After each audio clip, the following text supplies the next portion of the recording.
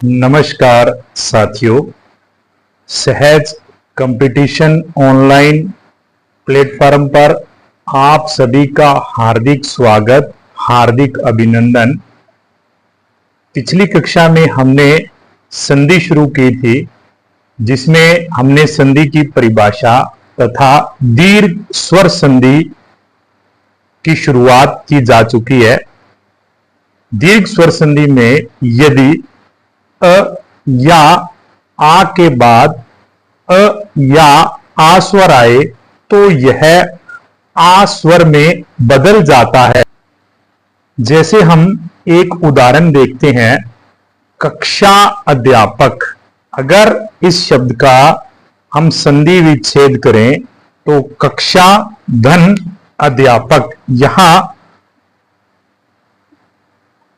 आ स्वर है और ये अस्वर है, दोनों मिलकर आ स्वर हो जाएंगे। वहीं दीर्घ स्वर संधि के द्वितीय उदाहरण में यदि इ या ई स्वर के बाद इ या ई स्वर आए तो यह दीर्घ ई में बदल जाएगा। यहां हम एक स्वर देखते हैं, शब्द है रवि। यहां इ धन ई, इन दोनों के मध्य संधि हो रही है, तो र का र, व का व, दोनों के मध्य संधि हुई तो ये ई अपने दीर्घ रूप ई में बदल जाएगी और दीर्घ ई की मात्रा हम सभी को विदित है। ध्वनि विकार आया, ध्वनि विकार के बाद जो बाद वाला स्वर है वह विलुप्त हो जाएगा और जो रह गया उसे हम लिख देंगे, शब्द बना रविंद्र। अगला उदाहरण हम देखते हैं, हरि धन ईश।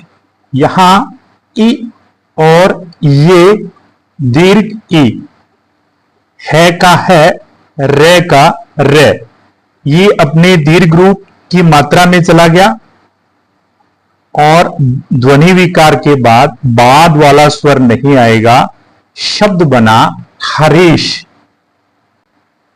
अगला हम उदाहरण देखते हैं, फनी धन ईश। यहां दोनों ही दीर्घ ई है तो संधि होने पर फ का फ, अण का अण, दोनों के मध्य संधि हुई तो ई का दीर्घ रूप की मात्रा ध्वनि विकार के बाद वाला स्वर नहीं आएगा, जो रह गया उसे हम लिख देंगे, शब्द बना फनीश्वर।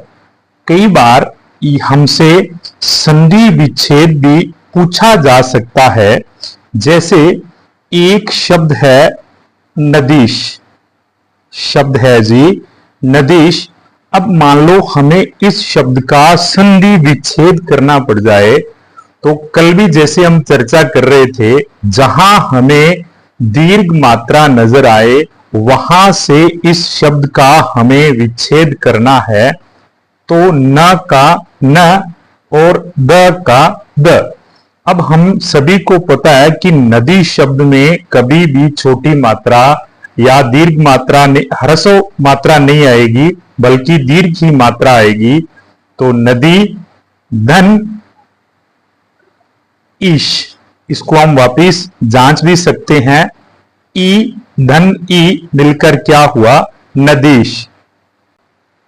दीर्घ स्वर संधि में हम तृतीय नियम ले रहे हैं, यदि उ धन उ के बाद उ धन उ आ जाए तो यह अपने दीर्घ उ, जिसकी मात्रा ये है, में बदल जाएगा। अब हम एक उदाहरण देखते हैं, शब्द है भानु धन उदय। भानु धन उदय, यहां उ स्वर की मात्रा और इधर भी उ स्वर की मात्रा। हमारा नियम कह रहा है, जब प्रथम शब्द में समान स्वर हो और बाद वाले में भी समान स्वर हो तो यह अपने दीर्घ रूप में बदल जाएगा। तो दीर्घ रूप हम सभी को पता है, तो इस शब्द को बनाएंगे भा का बा, न का न। संधि हुई दोनों समान स्वरों के बीच, तो दीर्घ उ की मात्रा हमें पता है। ध्वनि विकार आया तो बाद वाला स्वर नहीं आएगा। द और य शब्द बना भानु उदय। एक अन्य उदाहरण और देखते हैं, जैसे शब्द है सिंधु धन ऊर्मी। सिंधु धन ऊर्मी, तो हम सभी को पता है यहां उ और यहां उ दोनों के मध्य संधि हो रही है। तो सी का सी, न का न, ध का द और ध को दीर्घ उ की मात्रा और म और र शब्द बना सिंदूर में। वहीं दीर्घ स्वर संधि का चौथा नियम हम देख रहे हैं। यदि रि या री के बाद रि या री स्वर आए तो यह री स्वर में बदल जाएगा। जैसे कि एक शब्द है पितृ। इस री की मात्रा साथियों ये है पितृ, और हालांकि आजकल ये संस्कृत शब्दों में प्रचलित है, हिंदी में ज्यादा नहीं पूछा जाता। तो लघु री की मात्रा ये रहेगी और दीर्घ की ये रहेगी। तो शब्द है पितृ धन ऋण। अब इन दोनों के मध्य संधि हो रही है। प ई की मात्रा त का त। अब दोनों के मध्य संधि हुई तो गुरु रि और शब्द बना पितृन। देखिए इस नियम में हमें ज्यादा परेशान होने की आवश्यकता नहीं है, क्योंकि वर्तमान समय में ये बहुत ही कम चांस है अगर इसमें से हमारे से प्रश्न पूछे। मेरा आप सभी से गुजारिश है, आप ज्यादा से ज्यादा दीर्घ स्वर संधि के उदाहरण कीजिए नवीन हिंदी व्याकरण कक्षा 9वीं से 12वीं में। आगे हम करने जा रहे हैं गुण स्वर संधि। अब तक साथियों हमने की थी दीर्घ स्वर संधि। यदि समान स्वर अ या आ के बाद अ या आ आए, या ई के बाद इ या ई आए, अथवा उ या उ के बाद उ या उ आए, तो वह अपने दीर्घ रूप में बदलने के कारण दीर्घ स्वर संधि हो रही थी। अब हम करने जा रहे हैं गुण स्वर संधि। गुण, जैसा कि इसमें एक गुण है, यदि अ या आ स्वर के बाद इ या ई स्वर आए तो यह ए स्वर में बदल जाएगा। आप सभी इसे इकट्ठा भी बोल सकते हैं, आई आई आई। अपने आप ही आपके मुख से आई की आवाज निकलेगी। गुण स्वर संधि का द्वितीय नियम, यदि अ या आ के बाद उ या उ आए तो यह ओ स्वर में बदल जाएगा। वहीं तृतीय नियम, अगर अ या आ स्वर के बाद री आए तो यह अर स्वर में बदल जाएगा। यहां हम एक शब्द देखते हैं सुर धन इंद्र। यहां अ स्वर है और वहीं बाद वाले स्वर का प्रथम स्वर ई है। दोनों के मध्य संधि होगी।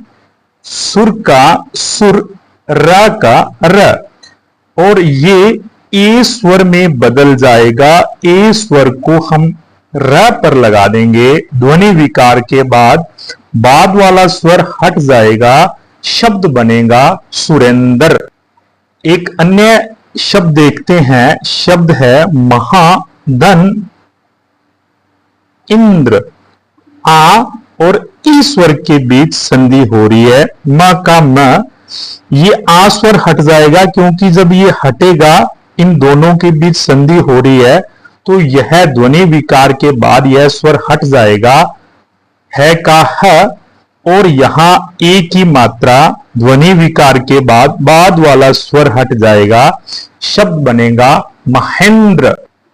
शब्द है घन धन ईश, ग का ग, अणय को ए की मात्रा और श, शब्द बना गणेश। गुण स्वर संधि का द्वितीय उदाहरण, यदि अ या आ के बाद उ या उ आ जाए तो यह ऊ स्वर में बदल जाएगा। जैसे शब्द है पर धन उपकार। अ स्वर और आ के बाद ऊ स्वर आ रहा है, औ दोनों ऊ स्वर में बदल जाएंगे।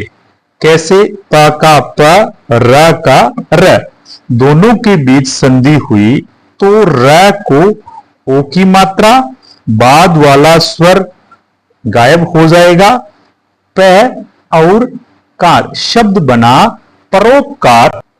अगला शब्द देखते हैं, सूर्य धन उदय। अ के बाद उ स्वर आया है, तो सूर्य का सूर्य, इसको ये ओ स्वर में बदल गया संधि होने के कारण, तो यहां ओ और द और य, शब्द बना सूर्योदय। इसी तरह से हम अगला स्वर देखते हैं, आ के बाद यहां उ आया है, महाधन उदय, तो मैं का म, दोनों स्वरों के बीच संधि हुई तो यह हुआ ओ, और ह का ह, इसे ओ की मात्रा और द और य, शब्द बना महोदय। साथियों, गुण स्वर संधि का तृतीय नियम, यदि अ या आ के बाद री स्वर आए तो यह अर में बदल जाता है। जैसे हमारे पास एक शब्द है देव धन ऋषि। यहां गौर करेंगे, अस्वर और री स्वर दोनों के मध्य संधि हो रही है और होगा अर। अब यहां गौर से देखें, अमूमन ये परीक्षाओं में बहुत बार पूछ चुके हैं, दे का दे, दे का दे, और इन दोनों के बीच संधि हो रही है, तो वह स्वर, वह वर्ण कैसा रह गया? आधा, क्योंकि इन दोनों के बीच संधि हुई है, ध्वनि विकार आया है। अब री स्वर भी गायब हो जाएगा, तो यह अ स्वर इस व स्वर में गया, तो इसने इसको कर दिया पूरा, र आया आधा, ध्वनि विकार के बाद वाला स्वर हट गया, शब्द बना देवऋषि। इसे हम यूं भी लिख सकते हैं देव ऋषि, इसे हम यूं भी लिख सकते हैं देव ऋषि। जैसे एक अन्य शब्द देखते हैं, शब्द है सप्त धन ऋषि। अब यहां आ स्वर है और यहां री स्वर है, स का स, प का प, त आधा, दोनों मिलकर अर में बदलेंगे। इस ए ने इस त को पूरा किया, र आधा और शी, इसे हम यूं भी लिख सकते हैं सप्त ऋषि, सप्त ऋषि। एक अन्य उदाहरण और देखते हैं, महाधन ऋषि, मां का म है कैसा? आधा, इस ए ने इसे पूरा कर दिया और श का श और आधा र यहां चला गया, शब्द बना हर्षी। शुक्रिया साथियों, आज हमने गुण स्वर संधि पढ़ी।